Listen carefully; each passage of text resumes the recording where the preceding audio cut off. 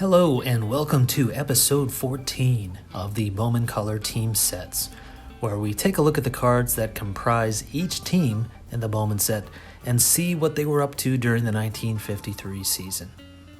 Today we're going to be taking a look at the Washington Senators, and in particular, Mickey Vernon, and the problem with his Bowman Color card. And to help us out today, we have fellow YouTuber and Washington Senators fan, Brent from Near Mint Musings. But before we get to that, let's take a look at the cards themselves. Okay, first up today is Jim Busby, who hit his career best .312 average in 1953.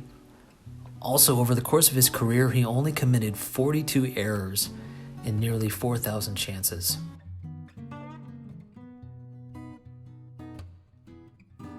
Next up is Bob Porterfield. He led the league in 53 with 22 wins. He also had 24 complete games and 9 shutouts in 53. He was 10th in the league with a 3.35 ERA and was named Sporting News Pitcher of the Year. Shout out to Tony from Psyched on Baseball Cards for this next player. It's Jackie Jensen.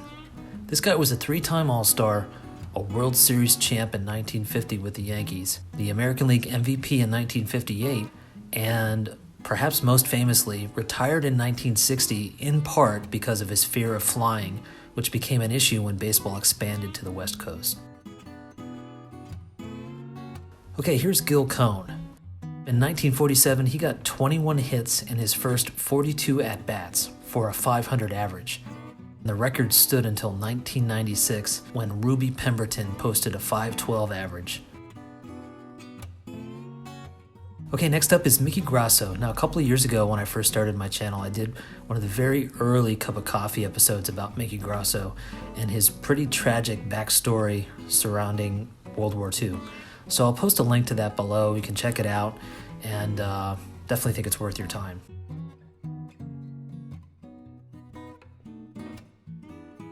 Okay, here's Sandalio Consuegra. Now, coincidentally, I did yet another Cup of Coffee video that centered around Sandalio and the Washington Senators and all their Cuban stars from the 1950s. So that's yet another video to check out. Definitely not trying to monopolize your time here. But if you're interested, I'll post that link below as well. Okay, here's Ken Wood. Once in 1949, Ken Wood threw 2 runners out at home plate in the same inning. The first tried to score from second on a single, and the second tagged on a fly ball that Ken Wood caught, and then threw to Sherman Lawler at home plate.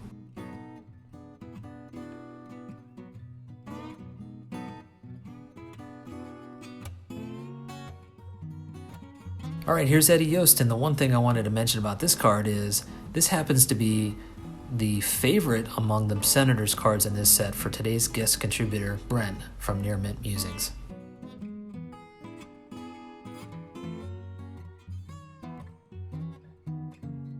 Pete Reynolds. Pete Reynolds has a not-so-flattering stat.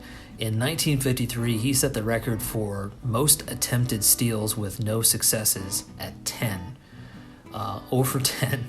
In his entire career, he stole 37 bases, but was caught 51 times.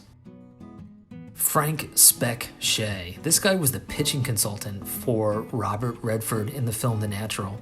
So he basically taught Redford the old-time wind-up and pitch style that was appropriate for the era in which the film takes place. All right, here's Clyde Vollmer. So this was a little reminder that these baseball cards were made before the days of airbrushing. If you take a closer look at this card, you can notice that Vollmer is actually in a Red Sox uniform. So at the beginning of 1953, he had been traded from the Red Sox to the Senators, and basically Bowman tried to get away with having Vollmer in a Red Sox uniform, and I think it works pretty well. And last but not least is Mickey Vernon himself, who is the main focus of our episode today.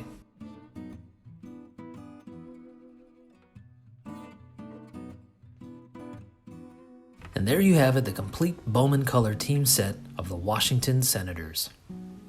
Now let's turn it over to Brent from Near Mint Musings and Mickey Vernon, who in 1953 had a pretty interesting year in baseball and in card collecting. Washington Senators first baseman Mickey Vernon experienced a statistical roller coaster of ups and downs across his career as a ballplayer. Hidden within 14 seasons of fairly mediocre stats, Vernon batted over .300 on 5 separate occasions and would win the American League batting title twice while going up against fierce competition. And in 1953, Vernon would achieve a great feat that would be forever overshadowed by a baseball card blunder, but more on that later. For his first batting title in 1946, his opponent was none other than the splendid splinter himself, Ted Williams. Vernon beat out the Red Sox slugger's .342 mark by a mere 11 points at the end of the season, leaving Williams with a total of 6 batting titles for his career. Vernon's numbers at the plate then took a dip for a few years until 1953, his second go-round for the title. Vernon would once again be a member of the Senators after having left Washington in 1949 for a stint with the Indians. He ended up leading the league in 1953 with a .337 batting average that included 205 hits and a league-leading 43 doubles. He also drove in 115 runs and scored 101 times. Not only an All-Star, Vernon would also finish third in MVP voting that year. For the batting title in 1953, Vernon's rival would once again be a big name in baseball, former teammate and Indians first baseman Al Rosen, otherwise known as the Hebrew Hammer. This time the statistical gap between the two contenders was even tighter. By the end of the season, Rosen's percentage was .336, Vernon's was .337. Not only did Vernon win by 1/1000th of a point, he also denied Rosen the Triple Crown, something only 10 Major League ballplayers have ever captured. Vernon delivered a few more strong seasons, but his career would never again match the successes he achieved in 1953. He would retire in 1960 as a member of the World Series champion Pittsburgh Pirates. So wait, what about that issue with Vernon's card?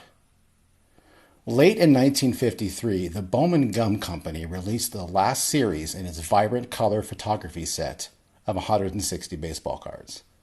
Mickey Vernon himself would be featured on card 156. The photograph shows Vernon on a knee as if on deck waiting for his turn at bat, the perfect pose to immortalize Vernon's 1953 batting title victory over the great Al Rosen. Except there was one small issue with the card. The photograph on the front is not Mickey Vernon. It is actually Mickey's teammate, Senators third baseman Floyd Baker. To add insult to injury, Bowman never corrected the error. And so, in 1953, Washington Senators slugger Mickey Vernon beat Al Rosen for a batting title, but lost to Floyd Baker for a Bowman card.